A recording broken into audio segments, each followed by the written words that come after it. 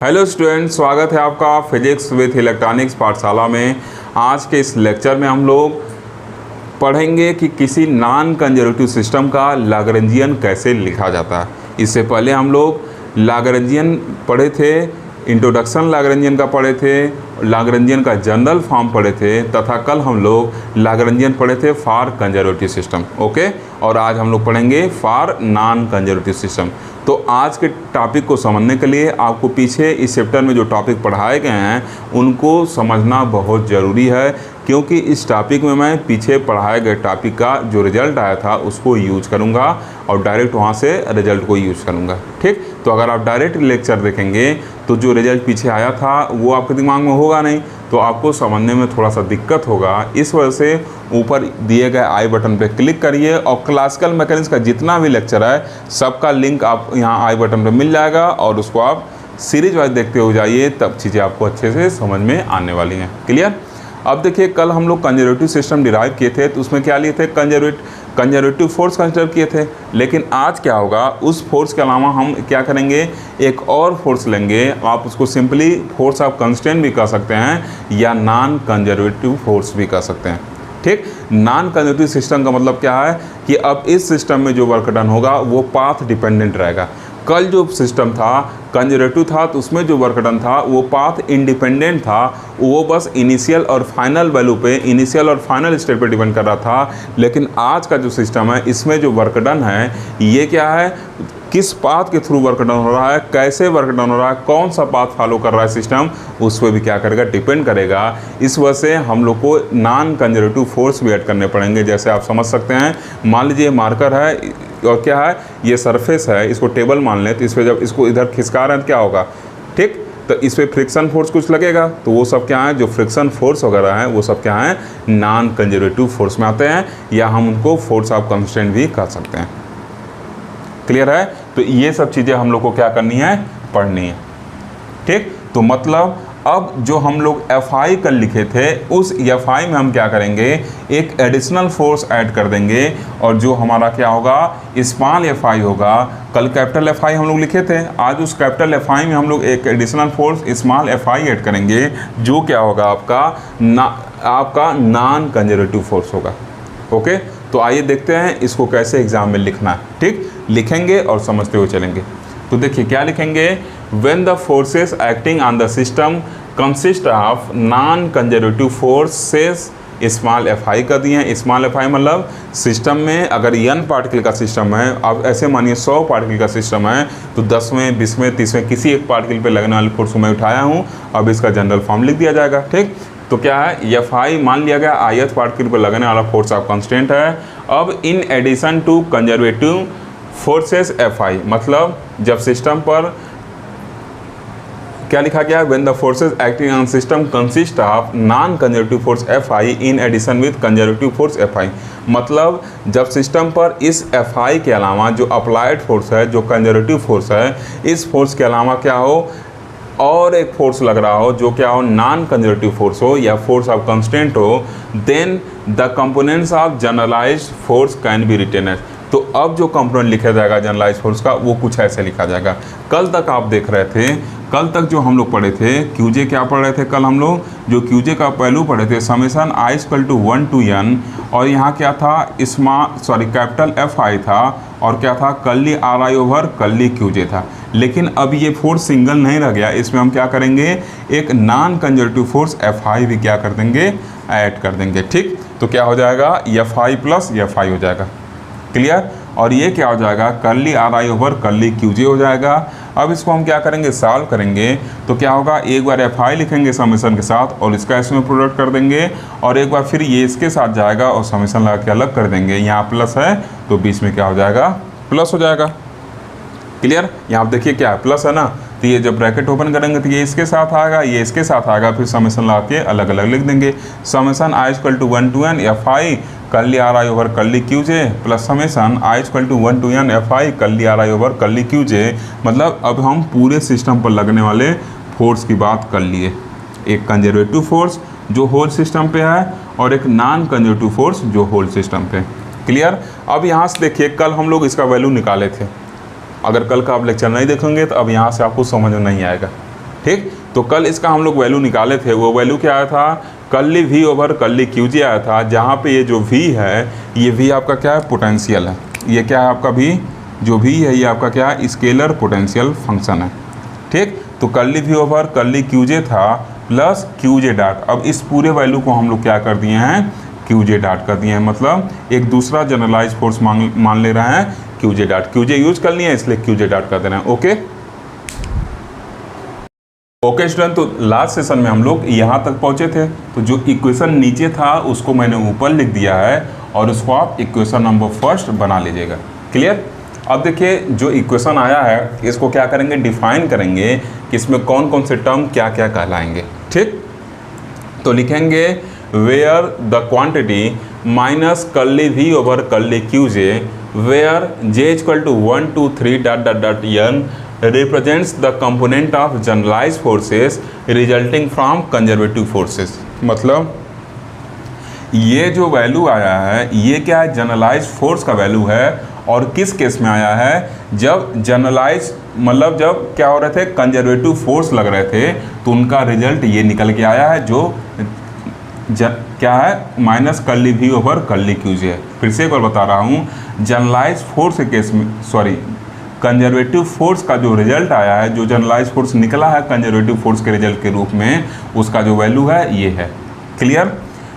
And in equation first the quantity v is the scalar potential for conservative forces. और ये जो v है ये कंजर्वेटिव फोर्स, इसी कंजर्वेटिव फोर्स जो कैपिटल Fi है उसके लिए स्केलर पोटेंशियल है। इसको कल हम लोग डिराइव किए थे। तो अगर आप कल का मेरा लेक्चर देखेंगे तब तो इसको समझाने की जरूरत ही नहीं है, लेकिन कुछ लोग होंगे जो डायरेक्ट देख रहे होंगे, जिनको नहीं मन कर रहा होगा देखने का, सोच रहे होंगे कम ही पढ़े काम चल रहा है, तो उनके लिए ये चीज़ बता रहा हूँ कि जो Fi है वो क्या है, माइनस डेल आई भी के क्या है, बराबर है। ठीक। ये चीज़ हम लोग देखे थे कल और यहीं से ये वैल्यू निकाले थे। ये वाला वैल्यू जो था कंजर्वेटिव फोर्स Fi के केस में यहीं से निकाले थे। ठीक। ये भी क्या आपका पोटेंशियल है, उसी चीज़ को बताया गया है। ओके।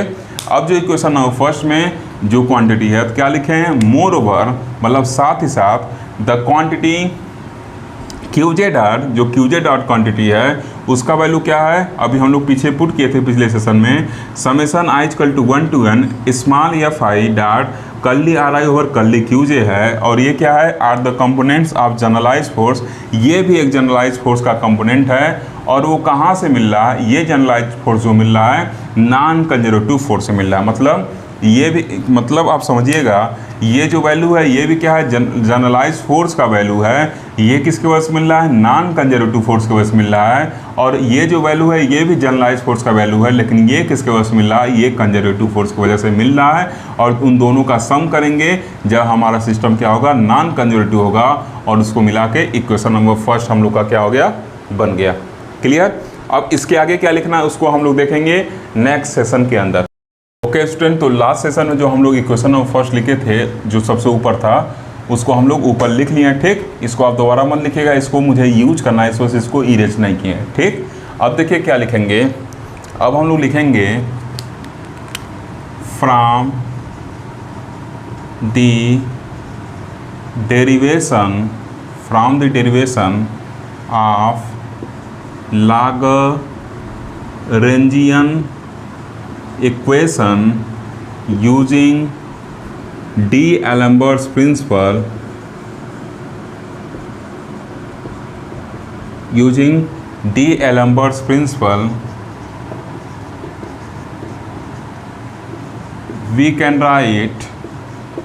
अब जब हम लोग लाग्रांजियन इक्वेशन को डिराइव कर रहे थे D'Alembert's प्रिंसिपल को यूज करके, तो वहाँ से एक टर्म आया था, उसको हम लिख सकते हैं। वो टर्म हम लोग का क्या था, समेसन, आप याद करिएगा, उसमें बताया था, फिर लिख रहा हूँ अभी आपको याद आ जाएगा। Summation j equal to 1 to n था, फिर क्या था, बड़ा ब्रैकेट था, फिर क्या था, कर्ली ब्रैकेट था, फिर क्या था, स्मॉल कर्ली ब्रैकेट था, उसके बाद क्या लिखा था यहाँ पे d/dt, और फिर अंदर क्या लिखे थे, curly T over curly QJ dot लिखे थे, फिर क्या लिखे थे, minus curly T over curly QJ लिखे थे, फिर ये ब्रैकेट क्या था, 1 था कर्ली वाला, और फिर यहाँ पे क्या था, क्यूजे था, और फिर क्या था, क्यूजे लिखा था और फिर यहाँ पे डेल क्यूजे लिखा था इज इक्वल टू क्या था, 0 था। ठीक, ये इक्वेशन देखिए हम लोग क्या किए थे, यूज किए थे, उसमें ऐसा कुछ हम लोग का इक्वेशन निकल कर आया था। क्या इक्वेशन निकल के आया था, यहाँ क्या था, summation j equal to 1 to n, और बड़े ब्रैकेट में क्या था, बड़ा ब्रैकेट लगाया, फिर लिखे curly bracket D by D T, और फिर स्मॉल ब्रैकेट और curly T over curly QJ dot small bracket बंद minus curly T over curly QJ curly bracket बंद माइनस क्यूजे बड़ा ब्रैकेट बंद, और पूरे को क्या किए थे, डेल क्यूजे से मल्टीप्लाई किए थे। ये चीज़ आपको याद आ रहा होगा, पूरे को क्या कर दिए थे, डेल क्यूजे से मल्टीप्लाई कर दिए थे। ओके, तो देखिए यहाँ तक हम लोग लिखे थे उसमें। आप डेरिवेशन वाला देखिएगा, इस चीज़ को कल भी हम लोग ये इक्वेशन यूज किए थे कंजर्वेटिव के लिए, आज फिर यूज़ कर रहे हैं। ठीक, कल यूज किए थे, क्यूजे का वैल्यू पुट किए थे, आज भी क्यूजे का वैल्यू पुट करेंगे, लेकिन आज क्यूजे का वैल्यू क्या है, डिफरेंट है, जो कल था उससे डिफरेंट वैल्यू आ जाए। ठीक, तो अब क्या लिखेंगे, अब लिखेंगे using equation first in above equation comma we have. अब क्या करेंगे, इक्वेशन फर्स्ट को यूज करेंगे ऊपर दिए गए इक्वेशन में, तो क्या हम लोग को मिलेगा, इस चीज़ को देखा जाएगा। तो देखिए यहाँ से क्या हो जाएगा, summation j equal to 1 to n, ये क्या हो जाएगा, curly bracket D by D t of curly t by curly QJ dot minus curly t by curly QJ curly bracket बंद माइनस क्यूजे। अब इस क्यूजे का वैल्यू पुट करेंगे, ये पूरा वैल्यू ला के पुट करेंगे, तो देखिए माइनस क्यूजे है, तो जब ये पुट करेंगे तो क्या होगा, जहाँ माइनस रहेगा वहाँ प्लस, और जहाँ प्लस रहेगा वहाँ माइनस आ जाएगा। तो क्या हो जाएगा, curly we over curly q j, और यहाँ क्या हो जाएगा, माइनस क्यूजे बड़ा bracket one del q j is equal to क्या हो जाएगा, 0 हो जाएगा। क्लियर, इज इक्वल टू क्या हो जाएगा, 0 हो जाएगा। अब फिर इसको आगे क्या लिखना है, इसके आगे उसको हम लोग ऊपर देखेंगे। ठीक, तो ऊपर का मैं इरेज, देखिए यहाँ पे क्या है, क्यूजे है, यहाँ क्या लिखें, क्यूजे डैश लिखे ना, तो यहाँ क्या हो जाएगा, क्यूजे डैश हो जाएगा। इसको सही कर लीजिएगा, क्या वैल्यू पूरा, ये क्यूजे डैश है तो ये क्यूजे डैश हो जाएगा। ठीक, ध्यान नहीं दियो, आप उसको लिख लीजिएगा। अब इक्वेशन फर्स्ट भी मैं इरेज कर दे रहा हूँ।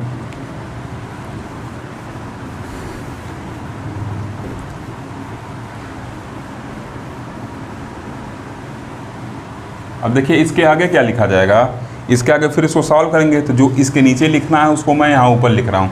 ठीक, अब यहाँ से देखिए इसको हम अंदर ले जा सकते हैं। ठीक, कल हम लोग देखे थे ना, इसको अंदर ले गए थे। तो पहले हम क्या कर रहे हैं, देखिए इस इक्वेशन को 0 होने के लिए, या तो ये पूरा टर्म 0 हो या तो ये टर्म 0 हो। तो ये टर्म तो 0 होगा नहीं, ये आपका क्या है, जनरलाइज्ड डिस्प्लेसमेंट है, तो वो तो 0 मानेंगे नहीं। तो इस वजह से इस इक्वेशन को 0 होने के लिए ये पूरा टर्म क्या होना चाहिए, 0 होना चाहिए।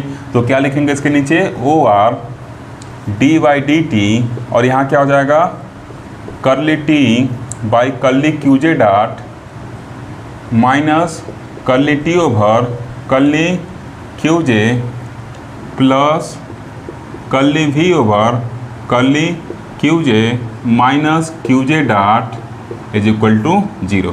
ठीक, ये पूरा टर्म क्या होगा, 0 होगा। जैसे आप समझिए कहीं लिखा हो A और B इक्वल टू 0 लिखा हो, ऐसे मान लीजिए A इंटू 2 इक्वल टू 0 लिखा, ये क्या जनरलाइज्ड डिस्प्लेसमेंट, इसका कुछ वैल्यू होगा, मान ले रहा मैं ये क्या है, 2 है। ठीक, तो A इंटू 2 इक्वल टू 0 लिखा, तो 2 0 के बराबर होगा नहीं, तो A को क्या होना पड़ेगा, 0 होना पड़ेगा इस इक्वेशन को 0 करने के लिए।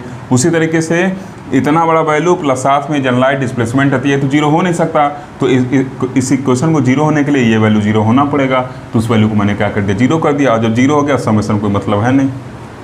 क्लियर, तो अब यहाँ से देखिए हम क्या लिख सकते हैं, इसको ऐसे भी लिख सकते हैं, जो काम कल किए थे वो काम फिर आज हम लोग शुरू कर रहे हैं। इसको क्या लिखेंगे, डी बाई डी टी, ये क्या हो गया, curly T over curly QJ dot, और इसको क्या लिख सकते हैं, कर्ली ओवर कर्ली क्यूजे, और यहाँ क्या लिख सकते हैं, टी माइनस भी लिख सकते हैं। सेम डेरिवेटिव है तो माइनस कॉमन ले लेंगे, तो टी माइनस भी साथ में लिख सकते हैं। और क्या हो जाएगा, इसको बराबर के दाएं साइड में निकाल दे रहे हैं, क्यूजे डॉट को जो है उसको राइट हैंड साइड में कर दे रहे हैं। ओके, अब देखिए इसको क्या बना रहे हैं, इक्वेशन नंबर सेकंड, इसको हम लोग इक्वेशन नंबर सेकंड कर दे रहे हैं। ओके, अब क्या लिखेंगे, अब देखिए क्या लिखेंगे, since the scalar potential v is the function of generalise coordinate qj but not that of qj dot, जो क्या है जनरलाइज वेलोसिटी।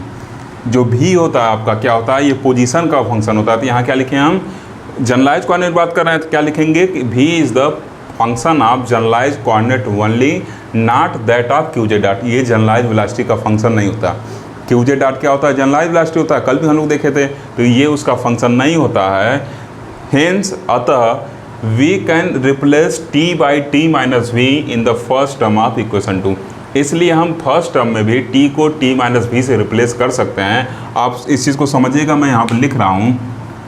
देखिए t के जगह अगर t माइनस वी लिख दें और उसको करली qj डॉट से हम क्या कर रहे हैं, ऐसे लिख रहे हैं, ठीक। t माइनस वी का करली ओवर करली qj डॉट अगर निकालें तो क्या होगा, करली t ओवर करली qj डॉट माइनस करली v ओवर करली qj डॉट, ठीक। अब जो ये v है ये qj डॉट का फंक्शन है ही नहीं, तो ये पूरा टर्म वैनिश हो जाएगा। तो ये वैल्यू किसके बराबर मिलेगा, बस ये टर्म बचेगा।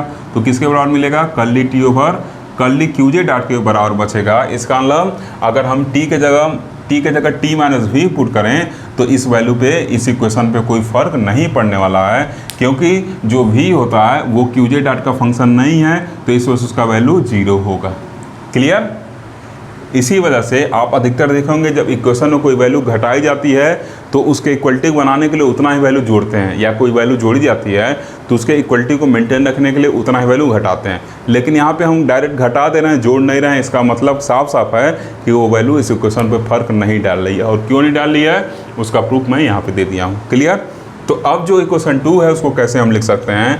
अब जो इक्वेशन 2 है ये क्या हो जाएगा, d बाई डी टी, और यहाँ ब्रैकेट में क्या हो जाएगा, t माइनस वी, और ये क्या हो जाएगा, करली qj डॉट, ठीक, करली qj डॉट, और यहाँ पे देखिए क्या हो जाएगा, माइनस करली t माइनस वी, और ये क्या हो गया, करली qj, यहाँ देखिए qj है, qj डॉट नहीं है, is equal to qj dot, ठीक। ये क्या हो गया, ये जो इक्वेशन 3 है ये क्या है, जनरल फॉर्म है। आप लिख सकते हैं which is general form of Lagrangian equation for conservative system, ठीक। ये चीज़ आप इसमें लिख सकते हैं। ओके स्टूडेंट, तो देखिए इक्वेशन 3 के आगे अगले सेशन में हम लोग क्या पढ़ेंगे, इसको मैं ऊपर यहाँ लिख रहा हूँ, ठीक। अब देखिए डिफाइन हम लोग कल किए थे, फिर आज उसको डिफाइन कर लेते हैं। क्या लिखेंगे, we know that Lagrangian of system is given by L equal to t minus v, ठीक। तो अब जहाँ पे t माइनस वी है इक्वेशन नंबर 3 में, वहाँ पर हम क्या कर लेंगे, यल यूज़ कर लेंगे, ठीक। तो इसको इक्वेशन 4 बना देते हैं और क्या लिखेंगे, using equation 4 in equation 3 comma we get. अब क्या करेंगे, इक्वेशन 3 को इक्वेशन 4 में यूज करेंगे तो क्या मिलेगा हम लोग को, जहाँ पे t माइनस वी है वहाँ पे हम यल यूज करेंगे। तो क्या लिखेंगे, d by D t of करली ओवर करली qj, और ये क्या हो जाएगा, यल हो जाएगा, माइनस करली ओवर करली qj, ये क्या हो जाएगा, यल हो जाएगा, और इक्वल टू क्या हो जाएगा, qj डॉट हो जाएगा, ठीक। यही आपका क्या होता है, लैग्रेंजियन इक्वेशन होता है for non conservative system. Lagrangian equation होता है फॉर नॉन कंजर्वेटिव सिस्टम। तो लिख देंगे इक्वेशन नंबर कौन सा है, 5। तो इसको लिख देंगे which is the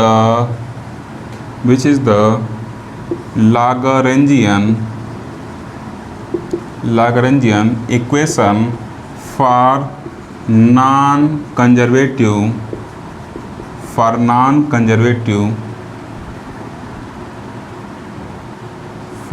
conservative system.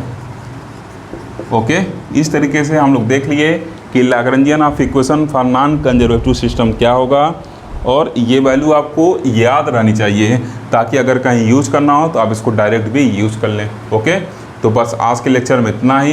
अब आगे हम लोग इस लैग्रेंजियन को जो पढ़े हैं डिफरेंट सिस्टम पर लगाया जाएगा और उसके लिए देखा जाएगा कि उस सिस्टम का लैग्रेंजियन क्या होता है। ओके, अगर आपको वीडियो अच्छा लगता हो तो इस वीडियो को लाइक करिए, चैनल को सब्सक्राइब करिए तथा अपने क्लासमेट्स तक ज़्यादा से ज़्यादा शेयर करिए। साथ ही जो भी आपका वैल्यूबल फीडबैक हो उसको ज़रूर दीजिए। Okay, thank you for watching.